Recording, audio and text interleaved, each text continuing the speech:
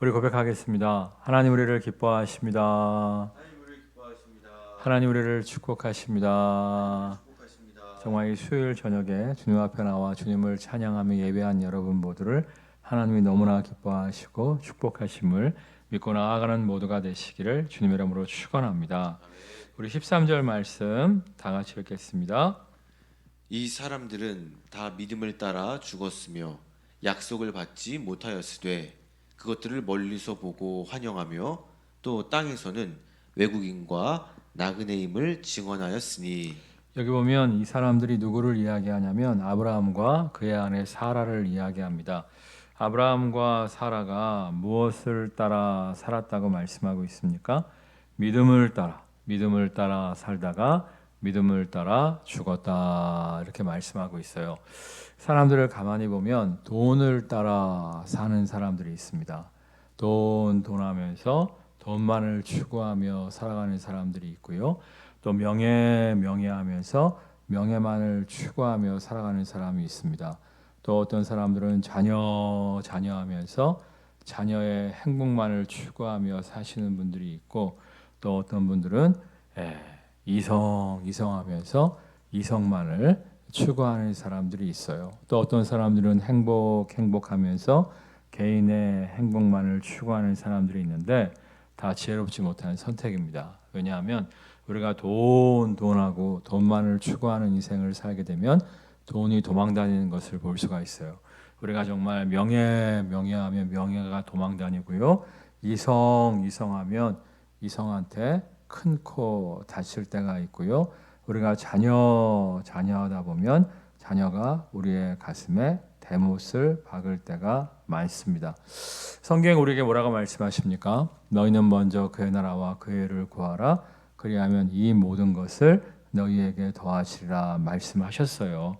너희를 향한 나의 모든 명령과 규례는 너희의 행복을 위함이니라 말씀하셨습니다. 여러분 정말 먼저 그의 나라와 그의 의를 구하는 모두가 되시기를 주님의 이름으로 축원합니다. 먼저 그의 나라와 그의 의를 구할 때 돈도 주시고 명예도 주시고 이성도 주시고 정말 자녀의 행복도 허락하여 주실 줄 믿습니다. 정말 너희를 향한 나의 모든 명령과 규례는 너희의 행복을 위함이니라. 이 약속의 말씀을 믿고 주의 말씀 따라 살아갈 때 우리에게 정말 보람찬 인생, 의미 있는 인생, 행복한 인생을 선물하여 주실 줄 믿습니다. 자, 그런데 이 13절에 좀 이상한 부분이 있어요. 13절 다시 읽겠습니다. 이 사람들은 다 믿음을 따라 죽었으며 약속을 받지 못하였으되. 그만. 여기 보면 믿음을 따라 살다가 죽었는데 약속을 받지 못했대요.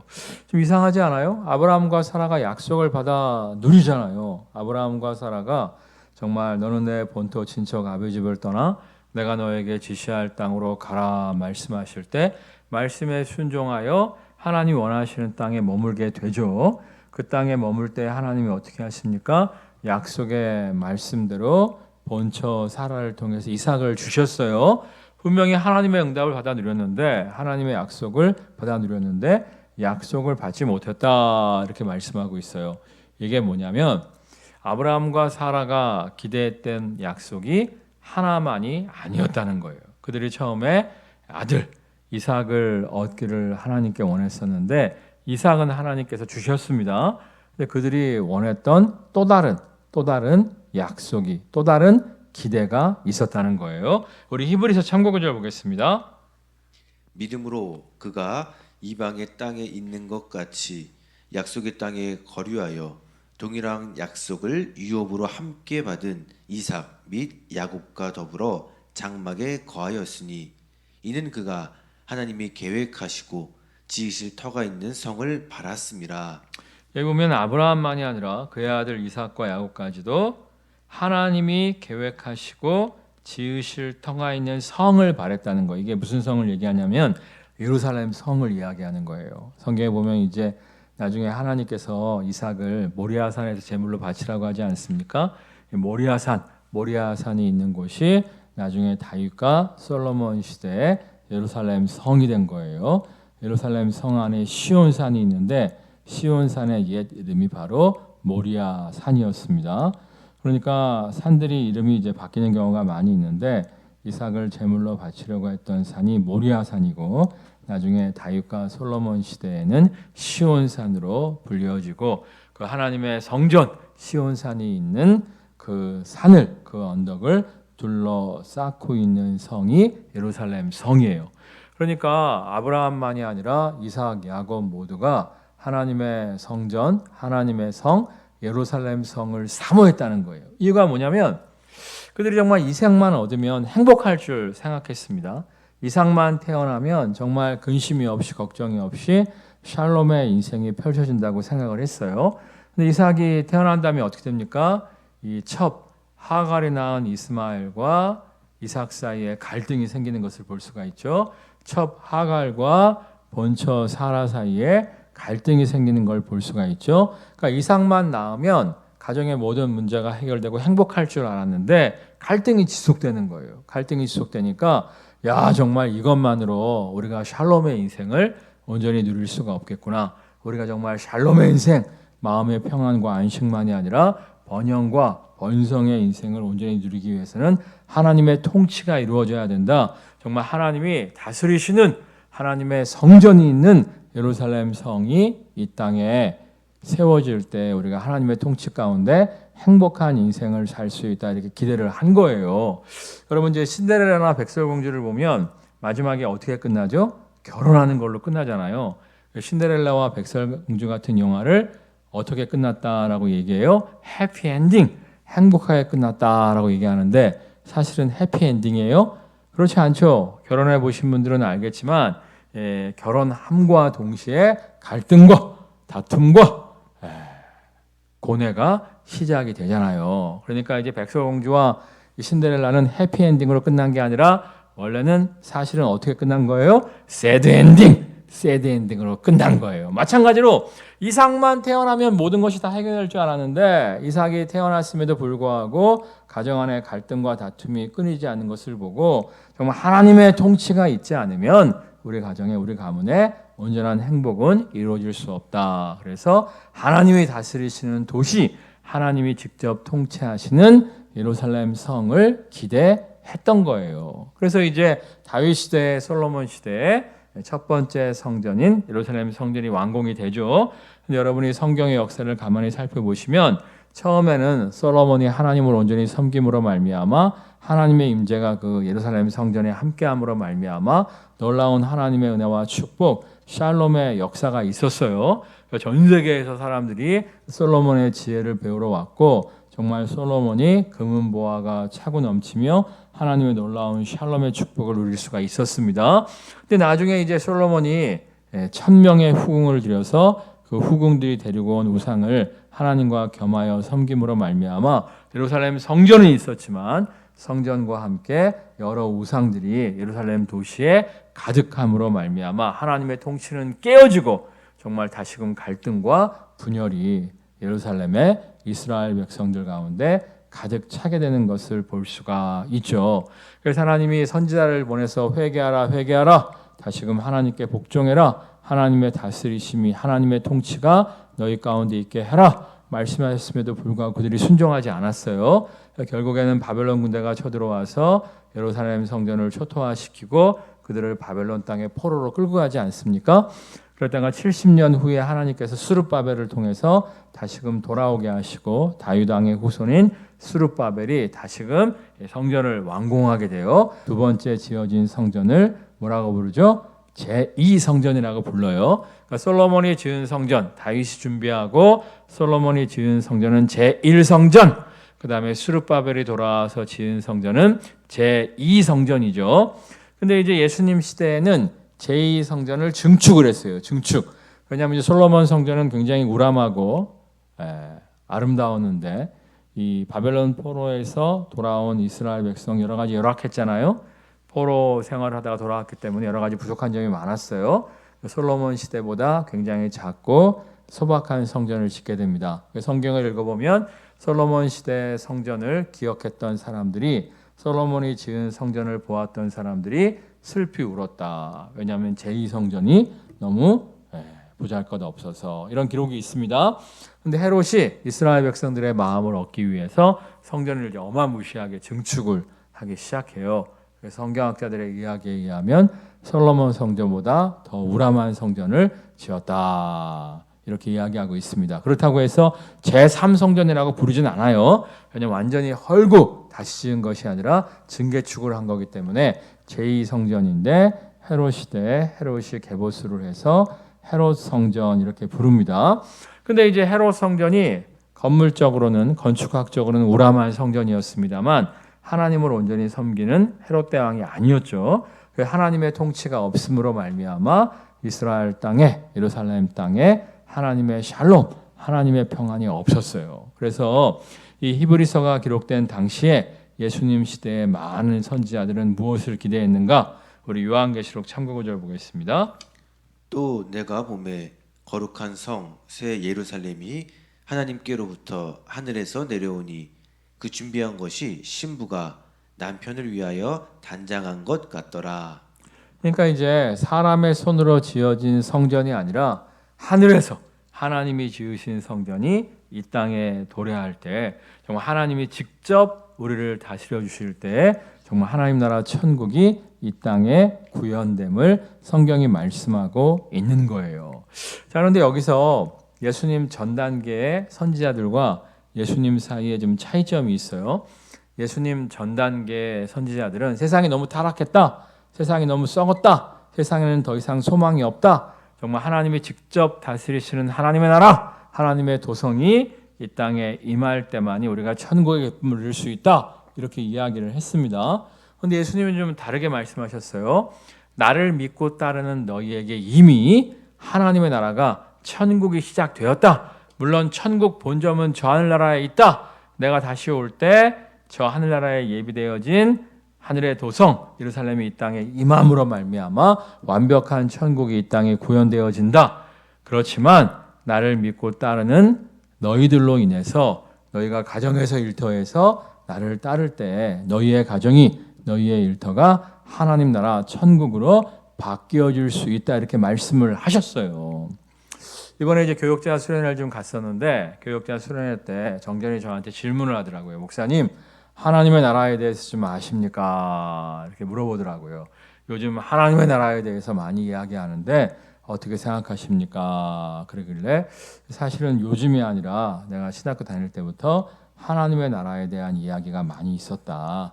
정말 하나님의 나라란 저 하늘나라에서만 이루어지는 것이 아니라 주님을 믿고 따르는 우리로 말미암아 우리의 가정이 우리의 일터가 하나님이 다스리시는 곳 천국으로 바뀌어지는 것이다 라고 이야기를 해주었습니다. 그럼 정말 그 말이 맞아요. 우리가 정말 예수님을 똑바로 믿는다면 우리의 가정이 천국으로 바뀌어져야 돼요. 우리가 예수님을 똑바로 믿는다면 우리의 일터가 천국으로 바뀌어져야만 해요. 물론 이제 우리가 이제 말단 직원일 때는 우리의 일터를 천국으로 바꿀 수 없겠습니다만 우리가 직급이 높아지고 영향력을 발휘할수록 우리가 있는 직장을 하나님의 나라 천국으로 바꾸어 놓을 수 있어야만 하는 거예요. 제가 이번에 교육자 수련회 때 정전하고 송전하고 앞자리에 있었고 어떤 식당에서 제가 이제 제 아내와 함께 맞은편에 앉아 있었는데 제가 아내와 무슨 얘기를 하다가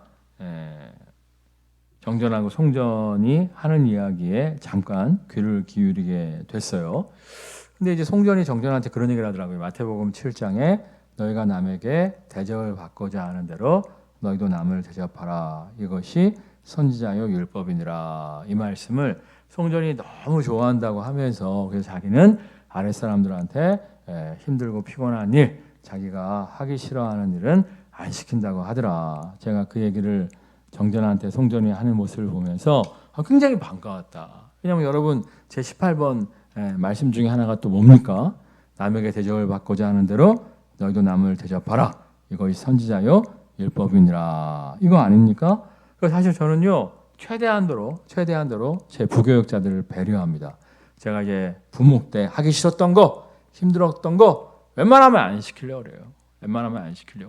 뭐 그 중에 여러 가지가 있는데 제가 이제 부목으로 있을 때 부목은 주말에 담임 목사님보다 더 바빠요. 담임 목사님이 설교하느라 힘들고 어려우시겠지만 하여튼 이제 예배를 준비하기 위해서 신경 쓸 것이 많거든요. 또 이렇게 신방전화도 해갖고 사람들 나오라고 해야지. 또 예배 끝난 다음에 차량 운행도 해야지. 뒷정리도 해야지. 여러 가지 바쁘단 말이에요. 근데 담임 목사님이 주로 월요일은 새벽 예배에 안 나오셨어요. 그리고 제가 이제 수석 부목으로서 월요일 날 새벽 예배를 인도했는데 그러다 보니까 솔직히 이제 금요일 저녁부터 시작해서 못 쉬거든요. 금요일도 밤늦게 들어가고 토요일도 새벽부터 밤까지 일하고 주일 날도 새벽부터 나오고 그랬는데 이제 주일 저녁 때 또 마감까지 다 하고 담임 목사님 일찍 들어가시고 근데 또 그 시간에 또 새벽 예배 설교 준비를 해갖고 월요일 날 새벽 기도를 인도하니까 너무 힘들더라고요. 너무 힘들더라고요. 그래서 우리 교회는 월요일 날 새벽 예배를 제가 합니다. 제가 하고 성전한테 이제 화수 하라고 하고 제가 또 이제 목금 이렇게 새벽 예배를 인도하는데 물론 그래도 뭐 성전 입장에서는 또 힘든 게 있겠지. 힘든 게 있겠습니다만 제 딴에는 내가 월요일 날 새벽 예배 인도하는 게 너무 힘들었거든요. 너무 힘들었기 때문에 배려하는 거예요. 배려. 근데 이제 내가 이제 부교육자들을 배려했는데 그걸 또 송전이 배워갖고 정전을 본인이 배려한다고 하니까 내가 반갑더라고. 왜냐하면 점점 우리 교회 교육자 팀이 하나님 나라 천국으로 바뀌어지고 있는 거 아니겠습니까? 나중에 또 송전이 담임 목사하면 정말 피곤한 교회가 아니라 정말 기쁨과 즐거움과 보람이 넘치는 교회를 만들 수 있는 것 아니겠어요? 사실 제가 전도사 시절에 목사님들 사이에서 농담이 있습니다. 코끼리를 냉장고에 넣는 방법 뭘까요? 전도사 시킨다예요. 전도사만 시키면 코끼리도 단번에 냉장고에 넣을 수 있다는 거야. 그게 제가 부교육자 시절에 담임 목사님들 마인드였어요. 그러니까 부교육자들이 얼마나 힘들었는지 몰라요. 그러니까 결코 부교육자 생활이 천국이 될 수가 없는 거죠. 천국이 될 수가 없으니까 정말 하루라도 빨리 담임 목회 나가고 싶어 했었고 그러다 보니까 준비가 안 된 상태 속에서 담임 목회 나가갖고 오히려 이제 망하는 선후배들이 동기들이 많이 있었는데 그러면 안 돼요. 정말 우리가 가정이 일터가 천국으로 바뀌어져야 된다고 설교하는 목사들이라면 부교육자들도 힘들지만 목회 자체가 힘들지만 그럼에도 불구하고 이 동역자들과 함께 천국의 맛을 느낄 수가 있어야만 해요. 그래야지 또 우리 부교육자들이 나중에 담임이 됐을 때 자신의 담임 목회지에서 근무하는 부교육자들이 정말 천국의 기쁨을 누릴 수가 있는 거 아니겠습니까? 여러분 제가 주일날 박항서 감독 이야기를 했었는데 박항서 감독이 베트남에서 정말 존경받는 축구 감독이에요. 이유가 뭐예요? 그분이 정말 선수들 가끔씩 발을 닦아준대요. 발을. 선수들이 발목에 겹질려 갖고 힘들어하면 발을 닦아주면서 마사지를 해준다는 거예요. 선수들이 너무 피곤해하면 이동할 때 자기 비즈니스석을 양보하고 이코노미석에 앉아서 비행을 한다는 거예요. 그렇게 하는 이유가 뭐예요? 성경이 예수님도 발을 닦아주셨잖아요. 서로 발 안 닦아준다고 할 때 예수님이 종의 상징인 수건을 두르고 발을 닦아주셨잖아요. 그러니까 안수 집사님으로서 교회에서 배운 하나님 말씀대로 하니까 정말 존경받는 박항서 감독이 될 수가 있었던 거예요. 그러니까 우리가 가정에서 예수님을 믿는데도 불구하고 유교식으로 남편은 뭐 굴림해야 된다, 아내는 섬겨야 된다, 아이들은 아버지 말씀 들어야 된다 이렇게 하게 되면 가정이 천국으로 바뀔 수가 없는 것이죠. 내가 안타까운 게 뭐냐면 교회를 다니면서도 가정은 유교식으로 이렇게 통제하려고 하는 아버지들이 가끔 있어요. 근데 성경에 분명히 뭐라고 말씀하십니까? 정말 그리스도가 교회를 위해서 자신을 내어주신 것처럼 남편이 아내를 사랑해야 된다고 말씀하시잖아요. 주님이 어떻게 자신을 교회에 내주셨어요? 십자가에 죽어주셨잖아요. 아내를 위해서 죽어줄 정도로 아내를 좀 사랑하라는 거예요. 또 아내들도 마찬가지입니다. 성경에 보면 남편들을 좀 세워주고 존중해주라고 하잖아요. 그러면 아내들이 좀 남편이 부족하고 연약해도 세워주고 존중해줄 줄 알아야 되죠. 자녀들한테도 마찬가지예요. 에베소서에 보면 부모들아 너희 자녀를 노엽게 하지 말라 이렇게 말씀하셨는데 노엽게 하는 경우가 또 많아요. 근데 또 어떤 경우에는 또 너무 떠받들어갖고 애들이 천상천하 유아독존이 되는데 그건 또 아니라고 또 성경에서 말씀하고 있지 않습니까? 그러니까 우리가 유교식으로 집안을 컨트롤해서는 안 되고 정말 하나님의 말씀대로 가정을 경영할 때 가정이 정말 하나님 나라 천국으로 바뀌어질 수 있는 것이고요. 정말 직장에서도 우리가 직급이 높아가면 높아갈수록 하나님 뜻대로 부하 직원들을 섬겨주려고 할 때 정말 우리의 가정이 우리의 일터가 하나님 나라 천국으로 바뀌어질 수가 있는 거예요. 여러분 정말 저 하늘나라 천국만 사모하지 마시고요. 여러분의 가정, 여러분의 일터를 하나님 나라 천국으로 바꿀 수 있도록 힘쓰고 애쓰는 모두가 되시기를 주님의 이름으로 축원합니다. 근데 한 가지 명심해야 할 것이 하나님 우리에게 뭔가를 명령하셨을 때에는 그것을 행할 수 있는 능력도 주신다 안 주신다? 주세요. 그러니까 여러분이 기도하세요. 우리의 가정을 우리의 일터를 천국으로 변화시키길 원합니다. 우리의 가정과 일터를 천국으로 변화시킬 수 있는 능력을 허락하여 주옵소서. 기도할 때 여러분이 정말 하나님의 지혜와 능력 가운데 가정을 천국으로 바꿀 수가 있는 것이고 정말 하나님의 지혜와 능력 가운데 일터를 천국으로 바꿔줄 수가 있는 거예요. 사실 제가 부교육자 때 정말 이렇게 여기저기 좀 놀러 가고 싶고 좋은 것도 먹고 싶었는데 그렇지 못했어요. 그래서 제가 담임 목사가 되면서 하나님 정말 우리 교회 부교육자들 데리고 좀 좋은 데도 좀 놀러 가고 좋은 것도 좀 먹이고 싶고 기도를 했었는데 이번에 하나님께서 은혜를 주셔서 우리 부교육자들 이렇게 데리고 가갖고 좋은 것도 좀 구경을 시키고 좋은 것도 좀 먹여줬는데 특별히 우리 김양희 전사님하고 강 전사님이 너무 행복해 하시더라고. 그걸 보면서 내가 얼마나 기뻤는지 몰라요. 그러니까 여러분 정말 기도하세요. 기도할 때 우리에게 가정과 일터를 천국으로 바꿀 수 있는 능력 허락하여 주실 줄 믿습니다. 우리 14절 말씀 읽겠습니다. 14절. 그들이 이같이 말하는 것은 자기들이 본향 찾는 자임을 나타냄이라. 그들이 이같이 말하는 것은 이같이는 뭐냐면 13절 다시 읽겠어요.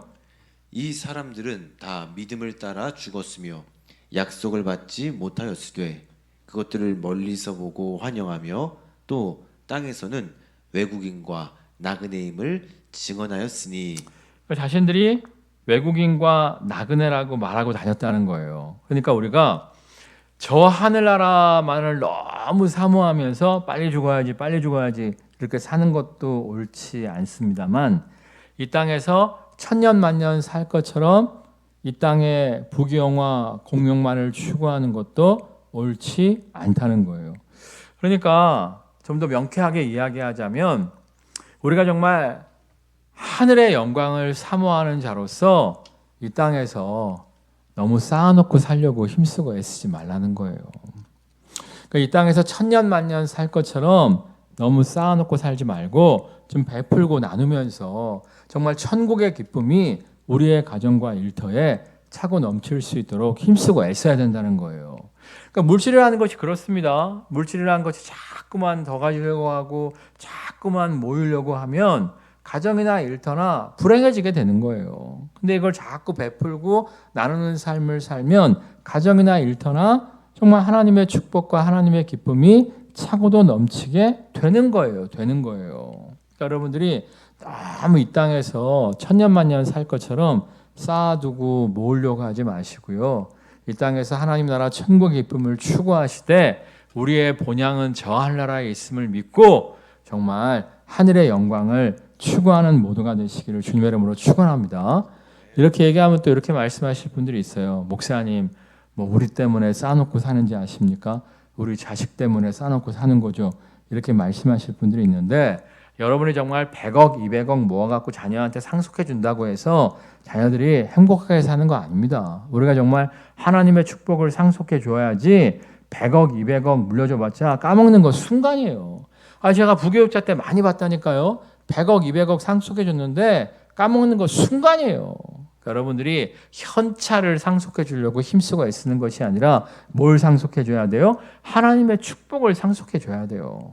우리가 하나님의 축복을 상속해 주려면 자꾸 더 가지려고 하고 모으고 이런 인생을 추구하는 것이 아니라 정말 어차피 다 버리고 갈 것이라고 믿고 이 땅에서 베푸는 삶을 살 때 이 땅에서도 천국의 기쁨을 누리고 저 하늘나라에 가서도 오히려 하늘 창고에 쌓여져 있는 하나님의 놀라운 축복을 기뻐하며 즐거워하며 우리의 후손들에게 하늘 창고의 양식을 나누어 줄 수가 있는 거예요. 이 사실을 명심하시고 이 땅에서 하나님 나라 천국을 추구하시되 천년 만년 살 것처럼 쌓아두고 모아두는 인생을 추구하는 것이 아니라 정말 베푸고 나눌 줄 아는 모두가 되시기를 주님의 이름으로 축원합니다. 아멘. 우리 15절 말씀 또 읽겠습니다. 그들이 나온 바 본향을 생각하였더라면 돌아갈 기회가 있었으려니와. 여기 보면 이제 돌아갈 기회, 그러니까 하란에서 이제 가나안 땅으로 왔지 않습니까? 하란 땅을 생각하였다면 하란 땅으로 돌아갈 기회가 있었다는 거예요. 그런데 그들이 떠나온 하란 땅을 더 이상 생각 안 했다는 거예요. 더 이상 생각 안 하고 어디를 바라보고 나아갔다는 거예요? 16절 말씀 읽겠습니다. 그들이 이제는 더 나은 본향을 사모하니 곧 하늘에 있는 것이라. 이러므로 하나님이 그들의 하나님이라 일컬을 받으심을 부끄러워하지 아니하시고 그들을 위하여 한 성을 예비하셨느니라. 그러니까 하나님의 부르심을 받기 전에 살던 땅 하란을 더 이상 그리워하지 아니하고 정말 하늘의 본향 하나님 나라 천국을 기대하는 삶을 살았다는 거예요. 그러니까 출애굽한 이스라엘 백성들의 한심함 중에서 최고의 한심함은 무엇입니까? 출애굽하다가 힘들고 어려우면 광야길로 가다가 힘들고 어려우면 꼭 뭐라 그래요? 애굽으로 돌아가자! 애굽으로 돌아가자! 그러잖아요. 애굽이 뭐 좋았어요? 애굽에서 뭐 하고 살았어요? 종살이하고 살았잖아요. 그럼에도 불구하고 심심하면 애굽으로 돌아가자 그래요. 우리가 그럴 때가 있어요. 예수 믿기 전에 별로 안 좋았거든요. 예수 믿기 전에 별로 안 좋았어요. 근데 예수 믿다가 조금 힘들면 아니 예수 믿고 축복받아서 살만하면 옛날을 그리워해요. 아 옛날에는 술도 마음대로 먹었는데 옛날에는 바람도 마음대로 폈는데 응? 이러면서 옛날을 그리워하는 사람들이 있다니까요. 그러면 안 된다는 거예요. 우리가 정말 예수 믿고 축복받았는데 자꾸만 과거를 그리워하는 인생을 살면 안 되고 정말 하나님 나라, 하나님 나라의 영광을 추구하는 삶을 살아야 된다는 거예요. 성경에 뭐라고 말씀하세요? 너희는 먼저 그의 나라와 그의 의를 구하라. 그리하면 이 모든 것을 너에게 더하시리라 말씀하셨잖아요. 여러분 정말 자꾸만 과거를 그리워하는 인생이 아니라 그리고 착각해서 깨어나라니까. 출애굽한 이스라엘 백성이 애굽에서 결코 잘 먹고 잘 살지 않았어요. 마찬가지로 예수 믿기 전에 결코 우리가 행복하지 않았다니까. 착각하지 마시고요. 정말 하나님께서 우리에게 인도하시는 사명, 비전을 향해서 나아가는 모두가 되시기를 주님의 이름으로 축원합니다. 그럴 때 하나님 우리를 기뻐하시고요. 우리에게 정말 놀라운 하늘의 기쁨을, 천국의 기쁨을 허락하여 주실 줄 믿습니다. 우리 찬양하겠습니다.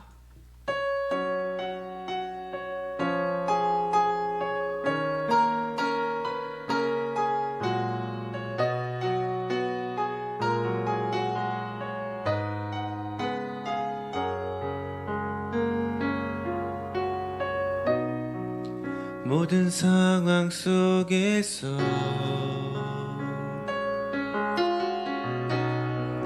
주를 찬양할지라.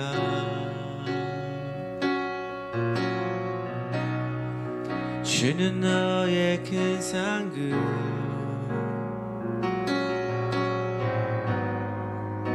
큰 도움이시라.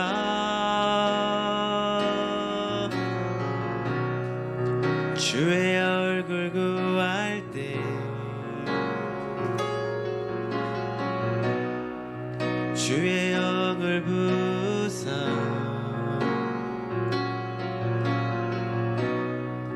크신 사랑 안에서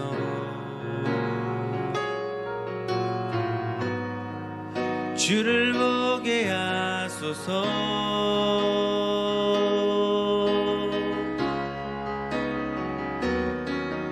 내 영혼이 확정되고 확정되어 싸우니 믿음에 눈들어 주를 바라봅니다. 내 영혼이 확정되고 확정되어 되었사오니 믿음에 눈 들어 주를 바라봅니다. 주를 찬양할 때 주의 나라 이미 임했네. 그의 영원한 나라 주 보게 하소서. 내 영혼이 확정되고 확정되었사오니 믿음에 눈 들어 주를 바라봅니다. 내 영혼이 확정되고 확정되었사오니 믿음에 눈 들어 주를 바라봅니다. 나를 믿고 따르는 너희에게 이미 하나님 나라 천국이 시작되었다고 말씀하셨습니다. 우리의 가정과 일터가 하나님 나라 천국으로 바뀌어져야만 합니다. 주께서 우리에게 말씀하셨을 때는 능력 주십니다. 정말 주의 죄와 능력 가운데 우리의 가정과 일터가 하나님 나라 천국으로 바뀌어짐을 누리게 하여 주옵소서. 그러나 우리가 또 천년 만년 이 땅에서만 살 것처럼 이 땅의 복락만을 추구해서는 안 됩니다. 우리가 정말 언젠가는 이 땅을 떠날 줄 믿고 하나님 나라 정말 천국 먼저 그의 나라와 그의 일을 구하는 인생이 되어지게 하여 주옵소서. 이를 통하여 우리의 자녀들에게 정말 하나님의 축복을 상속하는 모두가 되게 하여 주옵소서. 합심해서 기도하겠습니다. 하나님의 사랑과 하나님, 나를 믿는 자들에게 이미 가정과 일터와 모든 삶 가운데 나의 나라 하나님의 나라가 임하시기를 말씀하신 주님, 우리가 주님을 믿고 따를 때 우리의 가정과 우리의 일터에 우리의 교회 가운데 천국의 기쁨이 임하게 될 줄 믿습니다. 온전히 주님을 따르고 주님의 인도하심을 따라 삶으로 말미암아 우리의 모든 삶 가운데 천국의 기쁨이 임하게 될 줄 믿습니다. 하지만 우리가 천년만년 살며 이 땅의 영광만, 이 땅의 기쁨만 누리는 것이 아니라 우리가 먼저 그의 나라와 그의 일을 구하게 하여 주시옵소서. 더 나은 본향, 저 높은 곳을 사모하며 나아가게 하여 주시옵소서. 주님을 언제나 믿고 따름으로 말미암아 우리의 삶 가운데 하나님의 나라가 임하고 아버지 이 땅에서 더 잘 먹고 잘 사는 것을 추구하는 것이 아니라 영원한 나라 천국의 기쁨을 사모하며 나아가게 하여 주시옵소서. 우리에게 그럴 만한 능력을 허락하신 주님을 믿고 아버지 온전히 순종하며 신뢰하며 나아갈 때 이 땅에서도 천국의 기쁨이 함께 하실 줄 믿고 나은 본향을 사모하며 나아가는 우리의 능력을 허락하여 주시옵소서. 상속하는 모두가 되게 하여 주옵소서. 하나님, 너희는 먼저 그 나라와 그 일을 구하라. 그리하면 이 모든 것을 너에게 더하시라 말씀하셨습니다. 우리가 우리의 가정과 일터가 하나님 나라 천국이 될 수 있도록 하나님의 힘 주심과 능력 주심을 믿고 최선을 다할 수 있도록 역사하여 주옵소서. 이를 통하여 우리의 가정과 일터가 하나님 나라 천국으로 바뀌어짐을 누리게 하여 주실 줄 믿습니다. 그러나 우리가 이 땅에 천국만을 사모하며 천년만년 살 것처럼 행동하지는 않게 하여 주옵소서. 마지막 날 천국 본점에서 깨어날 줄 믿고 정말 하나님 나라를 추구하는 우리들 모두가 되어지게 하여 주옵소서. 이를 통하여 이 땅에서도 하나님 나라 천국의 기쁨과 즐거움을 누리다가 마지막 날 하늘나라 본점에서 깨어나는 모두가 되어지게 하여 주옵소서. 우리의 가정과 우리의 일터에서 천국의 기쁨을 선물하는 모두가 되어지게 하여 주옵소서. 예수 그리스도의 이름으로 기도드립니다. 아멘.